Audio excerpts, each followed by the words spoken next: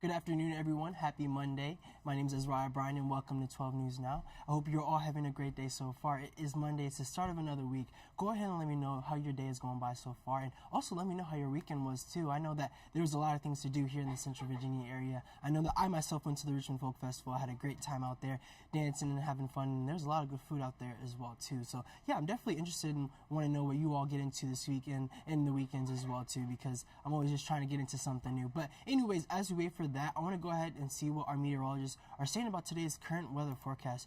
Alrighty, right now we're looking at the BNW Builders WeatherNet, and over in Henrico it is 70, and over in Midlothian is 70, and Prince George is 70 as well too. We can see it's 70 all across the board today, this afternoon rather. But yeah, today's gonna be mostly sunny, and it's gonna be the highs are gonna be near the 70s as you can see. And yeah, we're gonna be seeing a gradual warm continue the next few days before a cold front is gonna bring rain back into our forecast this Thursday, and as well as some fall temperatures as well too. I know that I'm excited about that because fall is one of my favorite seasons. But anyways, I'll be sure to check back in with our weather forecast before we head out this afternoon. But let's go ahead and get into some news that you all need to know because there's a lot happening today. But I want to start off with some local breaking news this afternoon from Chesterfield. Sorry about that. But police have arrested a former Thomasdale High School teacher in connection to the assault of a female student. Investigators say Yves Denton sexually assaulted a then 17-year-old while in a custodial relationship. Police say the assault took place in December of 2021, but was reported in February of this year. Police say the victim is a former student of Deaton, but was not his student at the time of the alleged assault. The 42-year-old was arrested last week and charged with taking indecent liberties with a child by a custodian and assault. In a statement, a Chesterfield Schools spokesperson emphasized that Deaton is no longer employed by the county and called the accusations very serious. And the city of Richmond has received nearly $2 million from the Justice Department to help reduce community violence, and it will go towards the Youth Shape the Future program, which works to help reduce gun violence in the city. Richmond was only one of 6 governments in the country to be chosen for this grant. This grant comes as Richmond police continue investigating a string of recent gun violence involving teens. In a matter of 3 weeks, 3 teens were shot in separate incidents, and one of them sadly did not survive. A teenage boy was arrested in connection to the Kinsley Avenue shooting, where a boy was shot while riding his bike, and one arrest has also been made in the killing of 15-year-old Tanisha Humphrey, but police believe that there are more people involved in that crime.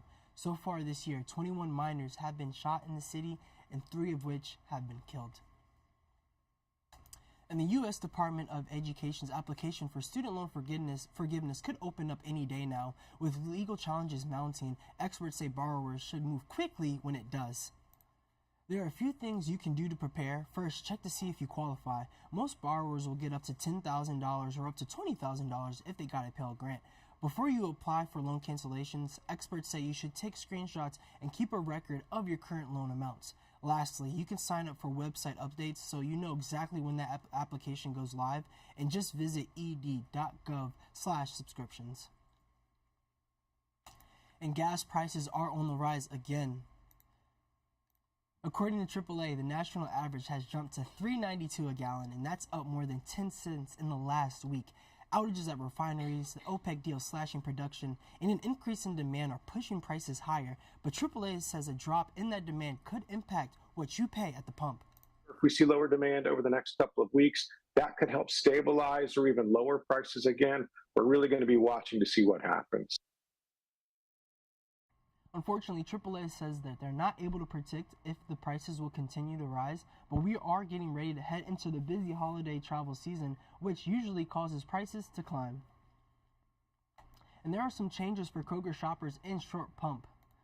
Starting today, the store on West Broad Street will be the first Kroger in the Richmond area to eliminate single-use plastic bags. Shoppers must bring their own reusable bags or buy one for 99 cents. I always make sure I have a reusable bag in my car just so I can always have one on handy. Or if you don't have that, there's also a stronger type of plastic. It's a reusable bag too for 10 cents.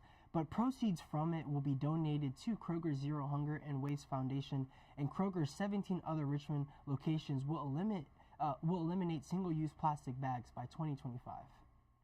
So yeah, make sure you have your grocery bags. I know that I'm heading to the grocery store when I get off of work today. I have my bags in the car. I'm ready to go. But yeah, you don't want to get caught lacking and not have a bag and have to pay for them. But also happening too in our area, in Central Virginia Waste Management Authority is reminding everyone to check their recycling bins. The agency says more than 200 bins in Jackson Ward, Monroe Ward, and Carver were not collected because they were full of non-recyclable items, and that includes things like trash, plastic bags, and food. The presence of non-recyclable items prevents all items from being recycled, so very, very important there. And the bins were tagged with the agency's OOPS sticker, as you can see in the screen. And if you get one of these stickers, you are urged to take everything out that's non-recyclable, and then what's left will be collected next time. So yeah, make sure you're putting the right things in the recycling bins, because I know that even that job in itself is very difficult too. And voters are going to be heading to the polls in less than a month for midterm elections. Both Republicans and Democrats know that there's a lot at stake, including the control of Congress. Bree Jackson is in Washington with more. The battle for control of Congress is heating up, with issues like inflation, crime, and abortion taking center stage. Key Republican Senators Rick Scott and Tom Cotton head to Georgia to campaign for Herschel Walker. The former pro football star is locked in a tight race with incumbent Democratic Senator Raphael Warnock. Walker's campaign rocked by allegations that he paid for an ex-girlfriend to have one abortion and urged a second. He denies the accusations, which NBC News has not independently confirmed. The GOP is rallying with Walker. We also know that we all make mistakes, and it's just better if this actually did happen to say I'm sorry and ask for forgiveness. While others condemn the support. I think this is part of the Donald Trump hangover. We can never get to this place again as Republicans. This is a horrible place for us to be, not just here in Georgia, but in other parts of the country. Over the weekend, former President Trump rallied for Republican candidates in the battleground states of Nevada and Arizona. This is the year we're going to take back the House, we're going to take back the Senate, we're going to take back America. Trump also airing his grievances about the classified documents seized from his Mar-a-Lago estate. This week, the Supreme Court could decide whether to intervene in the case. Meanwhile, the committee investigating the January 6 attack holds what could be its final hearing Thursday. The midterms are not governing our work. I mean, we're just going through it as quickly as we can. While his name is not on the ballot, Mr. Trump and his various investigations loom large over midterms, along with voter sentiment on President Biden. And President Biden has been hitting the campaign trail, touting his agenda and trying to help Democrats maintain control of Congress.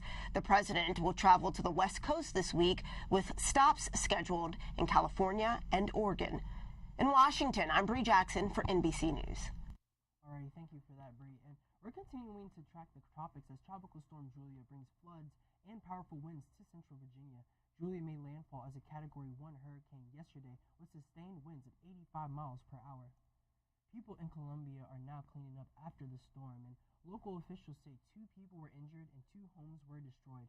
More than 100 others were damaged. Julia is drenching Guatemala and El Salvador with torrential rains as we speak. According to the National Hurricane Center, portions of Central America could actually see flash flooding and mudslides through today. So we'll be sure to bring anything new that stems out of this.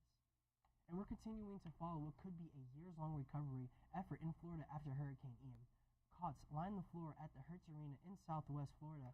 Over 500 people are still there more than a week after the storm tore apart homes and businesses. In addition to property damage is the emotional toll. Floridians who rode out the storm are now dealing with the aftermath and simply will live with them as a traumatic event. But ultimately, they're just grateful to be alive. Devastating is when you lose a child. Devastating is when you lose your spouse in an accident. We're fine. So far, more than 130 deaths have been attributed to the storm, and this makes it Florida's deadliest hurricane since 1935. And before we head out this afternoon, it's going to be a musical day in Chesterfield. Today, every high school marching band in the county is participating in the Fall Marching Band Exhibition. It all starts at 6:25 this evening at the Monica High School football field, and it kicks off with the playing of the national anthem performed by the bands of Midlothian, Providence Middle School, and Robust Middle School as well too. And that will be followed by 10 halftime shows. And this event is free and open to the public, and it is supposed to be a pretty nice evening and night as well too. So definitely check that out if you don't have any plans and want to hear some good music as well too. Because I wasn't in the band, but I was always I ban stuff like that because of friends and family. So it is a really nice atmosphere. But I want to go ahead and look at those weather temps for today. So yeah, it's right now over in Henrico it's 70, and over in Midlothian it's 71, and over in Prince George it's 69. And yeah, today's just going to be mostly sunny with highs in the near 70s, and then tomorrow's going to be mostly sunny as well too. But yeah, we're going to be seeing a gradual warm up continue for the next few days before a cold front brings rain back into the forecast this Thursday. So yeah, make sure you download the NBC 12 First Alert weather app. That way you can stay up to date with any new or unexpected weather conditions coming into your area. And also make sure you download the NBC app. That way you can watch my show on there and all of our other shows on there completely for free. So yeah, you can save a couple extra bucks a month by doing that as well. But yeah, I'll be having a broadcast tomorrow at 10 a.m. So I don't have any more news that you need to know today. So I'll be having another broadcast tomorrow at 10 a.m. So be sure to join me then for some news that you all need to know. And I hope you all have a great rest of your day. So see you all tomorrow at 10 a.m. Have a good day.